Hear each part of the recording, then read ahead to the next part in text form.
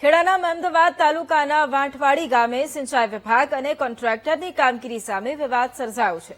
ચોમાસું આવી રહ્યું છે અને ખેડૂતો વાવણીની તૈયારીમાં લાગ્યા છે ત્યારે ભ્રષ્ટાચારના આક્ષેપો વચ્ચે કેનાલનું કામ અધૂરું પડ્યું છે। સૌથી ચોંકાવનારી વાત એ છે કે કોન્ટ્રાક્ટર સિમેન્ટ સહિતની બાંધકામ સામગ્રી લઈને સ્થળ પરથી ગાયબ થઈ ગયો છે। મહત્વનું છે કે અગાઉ વીટીવી ન્યૂઝના અહેવાલ બાદ ધારાસભ્ય અર્જુનસિંહ ચૌહાણે સ્વયં કેનાલ સ્થળે પહોંચી અને જૂની કેનાલ તોડી નવી બનાવવાની કામગીરી શરૂ કરાવી હતી, પરંતુ છેલ્લા 10 દિવસથી કોન્ટ્રાક્ટર સંપૂર્ણપણે ગાયબ છે। સ્થળ પર સિમેન્ટ અને અન્ય સામગ્રી લઈને તે અદ્રશ્ય થઈ જતા કામ સંપૂર્ણપણે બંધ પડી ગયું છે। પરિણામે ખેડૂતોમાં ભારે અસંતોષ વ્યાપ્યો છે।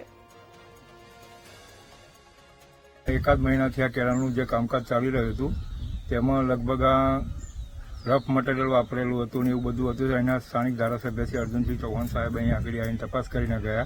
તપાસ કર્યા બાદ આ જે કોન્ટ્રાક્ટરના નવીનીકરણ માટે એને જણાવેલું હતું પોતાના સ્વખર્ચે।